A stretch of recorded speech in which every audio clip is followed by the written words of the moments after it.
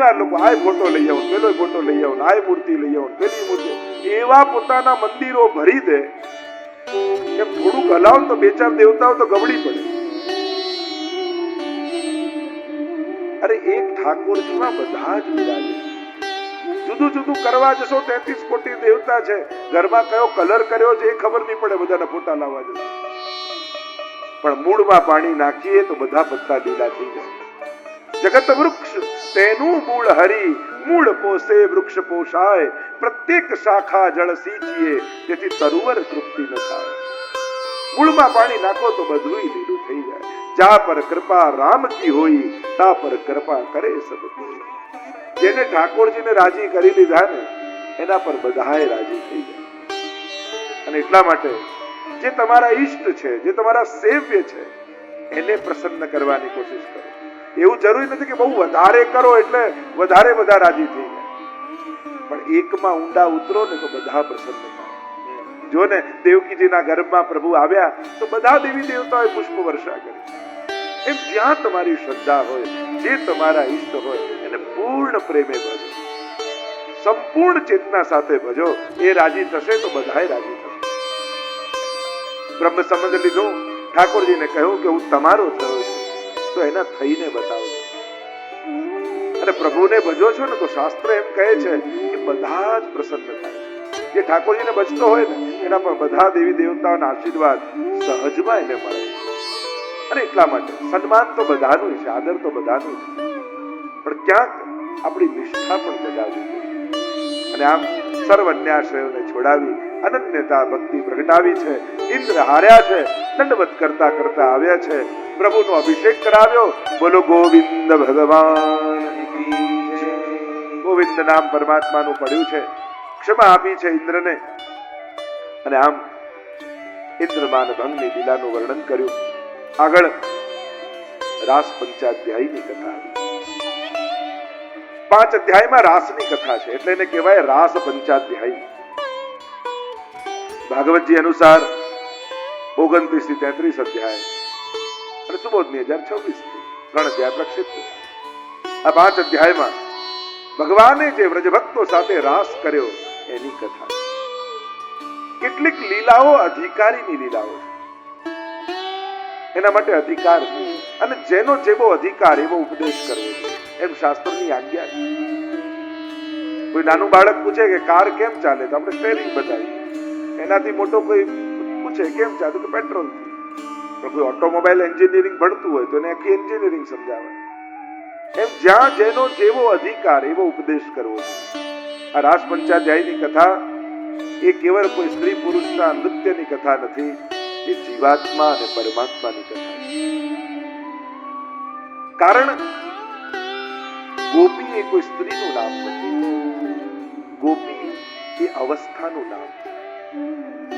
વૈષ્ણવ એ પણ કોઈ વ્યક્તિના નામ નથી, કોઈ જ્ઞાતિના નામ નથી. કોઈ વૈષ્ણવતા હું એમ માનું છું કે માનવતાની આધ્યાત્મિક ઊંચાઈનું નામ વૈષ્ણવતા છે.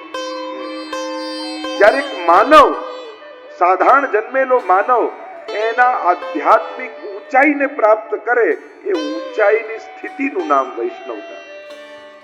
અને એ વૈષ્ણવતાની શિરમોચ્ચ અવસ્થા એ ગોપી ભાવ. આ રીતે જ્યારે ગોપી ભાવ, ગોભી ઇન્દ્રિયૈ કૃષ્ણ રસ પીબતી ઇતિ ગોપી. ગોપી શબ્દની વ્યાખ્યા જ કરી, જેની સર્વ ઇન્દ્રિયો, જેની સમગ્ર ચેતના કેવલ કૃષ્ણ રસ પરમાત્માનું પાન કરે છે એ ગોપી છે. અને એ ગોપીની એટલે કે અલ્પાનંદને પૂર્ણાનંદ બનાવવાની પ્રક્રિયા એ રાસ છે. જીવાત્માને પરમાત્માનો અનુભવ કરવાની પ્રક્રિયા એ રાસ છે. અલ્પને પૂર્ણ થવાની પ્રક્રિયા એ રાસ છે. રસાનામ સમૂહ રાસ. અને વેદમાં પરમાત્માને રસો વૈસહ કયા છે, એ રસરૂપ છે. અને પરમાત્માના સમસ્ત રસનો અનુભવ કરવો એ રાસ છે. એક એવી લીલા કે જેમાં પરમાત્માની સમગ્ર માધુર્ય એ રસનો અનુભવ થાય. 3 શબ્દ પરમાત્મા માટે સમજવા જેવા છે: સૌંદર્ય, ઐશ્વર્ય અને માધુર્ય. આ ત્રણેય શબ્દો કૃષ્ણમાં ઘટિત થાય છે. એના સૌંદર્યનો અનુભવ એ વ્યક્તિ નેત્રોથી કરે છે. એનું ઐશ્વર્ય એ વ્યક્તિ બુદ્ધિથી કરે છે અને એનું માધુર્ય એ વ્યક્તિ હૃદયથી કરે છે. એટલે તો પ્રારંભમાં જ મંગલાચરણમાં જ ભાગવતજીના મહાત્મ્યમાં સચ્ચિદાનંદ રૂપાય રૂપ બતાવ્યું, વિશ્વોત્પત્યાદિ હેતવે સામર્થ્ય બતાવ્યું અને તાપત્રય વિનાશાય સ્વભાવ બતાવ્યો. કારણ કે આ ત્રણ દ્વારા આપણે પ્રભુને શરણાગત થવું છે. રૂપાય એટલા માટે કહ્યું કે આંખો એનાથી આકર્ષિત થાય, નેત્રોથી એના રૂપનો અનુભવ. સામર્થ્ય એટલા માટે બતાવ્યું કારણ કે બુદ્ધિ જ્યાં સામર્થ્ય જુએ એને શરણાગત થઈ જાય. એટલે સામર્થ્ય બતાવીને બુદ્ધિને સમર્પિત કરી અને સ્વભાવ જોઈને મન એનું થઈ જાય. કોઈનો સ્વભાવ બહુ સારો હોય ને તો આપણું દિલ જીતી લે. આપણે કે તમારા સ્વભાવે તમારું દિલ જીતી લે. તો સ્વભાવ બતાવ્યો અને સ્વભાવ બતાવીને ઠાકોરજીમાં ભક્તનું મન સમર્પિત થઈ ગયું. તો આમ જ સૌંદર્ય, ઐશ્વર્ય અને માધુર્ય. રાસલીલા એવી પરમ પાવન લીલા છે જ્યાં જીવાત્મા પરમાત્માનો અનુભવ કરે. એટલે વ્રજમાં બધા જ ગોપી ભાવે. એવી કથા બી કહેતા ને કે જયારે ચૈતન્ય મહાપ્રભુના શિષ્યને મળવા માટે મીરાબાઈએ પત્ર લખ્યો કે રૂપ ગોસ્વામી, જીવ ગોસ્વામી મારે તમને મળવું છે. વૃંદાવનમાં હતા ને ત્યારે એમણે જવાબ આપ્યો અમે સ્ત્રીને મળતા નથી. ત્યારે ઉત્તરમાં મીરાબાઈએ કહ્યું કે આજે પહેલી વાર મને ખબર પડી કે વૃંદાવનમાં કૃષ્ણ સિવાય બીજો કોઈ પુરુષ પણ રહે છે. હું તો એમ જ માનતી હતી કે પુરુષ એક કૃષ્ણ છે, બાકી બધા જ ગોપીઓ છે. અને આ ગોપીની અવસ્થાને અનુભવવું. ત્રણ પ્રકારના ભાવ તમને દસમ સ્કંદમાં જોવા મળશે. એક સાધારણ ભાવ, એક ઉપજાત, એક મધ્યમ ભાવ એ અષ્ટપટરાણીઓનો અને ઉત્તમ ભાવ એ ગોપીજનો. આ ત્રણેય સ્ત્રી પાત્રો તમને દસમ સ્કંદમાં મળશે. આ ગોપીની અવસ્થાનો અનુભવ એ રાસ. આવો પ્રવેશ કરીએ રાસલીલામાં. શ્રી મહાપ્રભુજી સુબોધનજીમાં આજ્ઞા કરે છે બ્રહ્માનંદા સમુદ્રત્ય ભજનાનંદ યોજને લીલાયા યુજ્યતે સમ્યક સાતુર્ય વિનિરૂપ્યતે. મહાપ્રભુજી આજ્ઞા કરે છે કે બ્રહ્માનંદ સુધીનો અનુભવ વ્રજભક્તોને થઈ ચુક્યો છે. શાસ્ત્રોમાં ત્રણ પ્રકારના આનંદ બતાવ્યા છે: વિષયાનંદ, બ્રહ્માનંદ અને ભજનાનંદ. વિષયાનંદને બધા જાણે છે. જે ઇન્દ્રિયોથી વિષયનો અનુભવ કરીએ એ વિષયાનંદ. એનાથી ઉપરનો આનંદ બ્રહ્માનંદ એટલે મોક્ષનો આનંદ, મુક્તિનો આનંદ. ઋષિઓને મોક્ષનો આનંદ અનુભવાય છે, પણ ભાગવતજીમાં ભગવાને એનાથી પણ પરનો આનંદ બતાવ્યો અને એ છે સ્વરૂપાનંદ. કે મુક્તિ આપનારા જે પરમાત્મા છે એ પરમાત્માનો આનંદ એ ભજનાનંદ કહેવાય. મોક્ષ એટલે મિશ્રી થઈ જવું અને સ્વરૂપાનંદ એટલે મિશ્રી ચાખવી. મિશ્રી થઈ જવામાં જેટલો આનંદ નથી એટલો મિશ્રી ચાખવામાં, અને એ ચાખવું એ સ્વરૂપાનંદ. તો કહ્યું કે બ્રહ્માનંદ સમુદ્રત્ય ભજનાનંદ યોજને એટલે કે વ્રજભક્તોને મોક્ષના આનંદમાંથી કાઢી અને હવે સ્વરૂપાનંદનો અનુભવ, પરમાત્મા એમને સર્વોચ્ચ આનંદની અવસ્થાનો અનુભવ કરાવશે. એ પ્રક્રિયાનું નામ રાસ છે. કારણ કે પ્રેમના ગણિત કંઈક જુદા હોય, એ સાંસારિક ગણિત જેવા ન હોય. પ્રેમની ભાવના કંઈક જુદી હોય, એની અવસ્થા જુદી હોય, એની દ્રષ્ટિ જુદી હોય, અને એ પ્રેમની સર્વોચ્ચ અવસ્થાનો અનુભવ આ રાસમાં છે. आओ प्रवेश करते हैं पंचाध्यायी की कथा. भगवान पीतारात्रि शरदोत्फुल्ल मल्लिका विक्षरन्तुं मनश्चक्रे योगमायामुपाश्रित. ભગવાન પીતારાત્રિ. ભગવાન શબ્દથી પંચાધ્યાયનો પ્રારંભ કર્યો. આ સાધારણ કોઈ જીવની જીવની આ લીલા નથી. આ તો ભગવાનની લીલા છે. આત્મા ને પરમાત્માની લીલા છે. અલ્પાનંદ ને પૂર્ણાનંદ બનાવવાની આ પ્રક્રિયા છે. જે વચન ઠાકોરજીએ કાત્યાયની વ્રત સમયે ગોપીઓને આપ્યું હતું એને પૂરું કરવા માટે ભગવાન તા રાત્રિ એ રાત્રિને જોઈ વનમાં પધાર્યા. પ્રભુ વનમાં પધાર્યા. એક વિશાળ કદંબના વૃક્ષની નીચે ત્રિભંગી રૂપ ધારણ કર્યું. ચરણ પર બીજો ચરણ પધરાવ્યો. એટલે ચરણથી વાંકા, કટી કમરથી વાંકા અને ગ્રીવા એટલે ગળાથી વાંકા. એટલે ઠાકોરજીનું એક નામ છે ત્રિભંગી લાલ, લલિત ત્રિભંગી આપણે એમ કહીએ.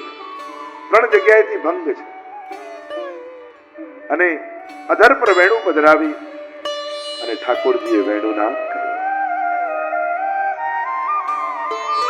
આખા બ્રજમાં પ્રભુના એ વેણુના સ્વર ગૂંજવા લાગ્યા. મગ્ન બનીને પરમાત્મા જે વેણુના સ્વર ભરી રહ્યા. ભિન્ન ભિન્ન કાર્યોમાં ગોપીઓ લાગી છે. કોઈ પતિની સેવા કરી રહી છે, કોઈ બાળકોને જમાડી રહી છે, કોઈ ઘરની સફાઈ કરી રહી છે, કોઈ ચૂલામાં દૂધ પકવી રહી છે. તામસ, રાજસ, સાત્વિક જુદા જુદા કાર્ય પ્રમાણે ઠાકોર મહાપ્રભુજી બતાવ્યું સુબોધનીજીમાં. આ તામસ ગોપી છે, આ રાજસ ગોપી છે, આ સાત્વિક ગોપી છે. वलौकिक काम को बढ़ाने वाला गीत परमात्मा ने बजाया. और भक्त का काम क्या है? भगवान को पाना, यही भक्त का काम है. धर्म, अर्थ, काम और मोक्ष रूप भक्त के लिए परमात्मा ही है. એટલે ભક્તનો કામ કેવો હોય વૃત્રાસુરે પણ बताવ્યું છે. वृत्रासुर जब धर्म, अर्थ, काम, मोक्ष परमात्मा के पास मांगने लगा, याचना करने लगा, तब पूछा तुझे क्या चाहिए वृत्रासुर? अजात पक्षा इव मातरम सदा. जब नाना नाना चकलीना बच्चा होय ने प्रभु माळाમાં બેઠા હોય, હજી પાંખો ફૂટી ન હોય, ભૂખ્યા થયા હોય અને માં ચણ લઈને આવે અને માને આવતી જુએ એટલે નાના નાના ચકલીના બચ્ચા ચી ચી ચી ચી કરી આખું આકાશ ગજવી નાખે. એ પ્રભુ આપને જોઈ આવી તત્પરતા મારા મનમાં જાગે. પણ પાછું થયું કે પાંખો ફૂટે પછી ક્યાં માની રાહ જોવે. તન્યમ યથા વત્સતરા સુધારતા. એક વાછરડાને બાંધી રાખ્યું હોય ખેડૂતે અને ગાય ચરવા માટે લઈ ગયો હોય, આખા દિવસ માને જોઈ ન હોય વાછરડાએ, અને સાંજના સમયે માને આવતી જુએ અને વાછરડાને છોડે ખેડૂત. સીધું થનમાં મોઢું નથી મારતો, એ તો માની આજુબાજુ કૂદકાઓ મારે છે. માને મળવાનો મહોત્સવ માને છે. હે પ્રભુ, આવો ઉત્સવ આપને જોઈને મારા મનમાં થાય. પણ થયો દૂધ પીવાનું છોડે પછી માની પ્રતીક્ષા કરતો નથી. એટલે કહ્યું પ્રિયમ પ્રિયેવ વિષિતમ વિષન્ના. એક પ્રિયા એના પ્રિયતમની પ્રતીક્ષા કરતી હોય, દ્વાર પર ઊભી ઊભી એની રાહ જોયા કરે ને એનો પ્રિયતમ પરદેશ ગયો હોય, આવી લાલસા આપના માટે મારા મનમાં જાય. આ ભક્તનું કામ છે. એ ભગવાનને મેળવવા માંગે છે, એ ભગવાનને જોવા માંગે છે, એ ભગવાનને સ્પર્શવા માંગે છે. આવું અલૌકિક કામને જગાડનારું ગીત ભગવાને વગાડ્યું અને ગોપીઓના કાન ઊંચા થઈ ગયા. અરે वो शरद की रात्रि आ गई जिसका वचन परमात्मा ने दिया था. गोपियां सोचने लगी मानो प्रभु हमारा नाम ले लेकर हमको बुला रहे हैं. વેણુના સ્વરમાં ગોપીઓને એમને પોતાનું નામ સંભળાવવા લાગી. જાણે ઠાકોરજી અમારું નામ લઈ લઈને પોકારી રહ્યા છે. અને પોતાના ગ્રહ કાર્ય છોડી છોડીને ગોપીઓ ભાગવા લાગી. કેટલીક ગોપીઓ નીકળવા ગઈ તો સ્વજનોએ જવા ન દીધા, સાંકળ લગાવી દીધી. હું તો ગેલી ફરું ઘર માય, કોણે દીધી સાકલડી, મારા વાલા ના વન માય, વાગે રૂડી વાસરડી. और निकली न सकी. એવો તાપ એમને થયો. અરે પ્રભુ બોલાવી રહ્યા છે ને હું જઈ ન સકી. બધા પાપ એમના ત્યાં બળી ગયા અને મન જ્યાં ભગવાનમાં લાગ્યું એવો આનંદ થયો કે બધા પુણ્યો ત્યાં બળી ગયા અને ઘરમાં જ એમનો ઉદ્ધાર થઈ ગયો. મહાપ્રભુજી એમને અંતર્ગ્રહગતા ગોપીજનો કહે છે અને ગોપીજનો ભાગી રહ્યા પ્રભુ તરફ. પ્રશ્ન કર્યો સુખદેવજીની આગળ પરીક્ષિત મહારાજે. જો આ કોઈ સાધારણ લીલા નથી. સાધારણ લીલા હોત જેનું મૃત્યુ નજીક હોય, 2 દિવસ બાકી હોય, એની આગળ કોઈ આવી સ્ત્રી પુરુષની કથા કરે. અને એમાં પણ સુખદેવજી જેવા મહાત્મા જેને કોઈ ભેદ જ દ્રષ્ટિમાં નથી, કણ કણમાં જે ઈશ્વર જુએ છે, એ કોઈ સ્ત્રી પુરુષના નૃત્યની વાત કરે.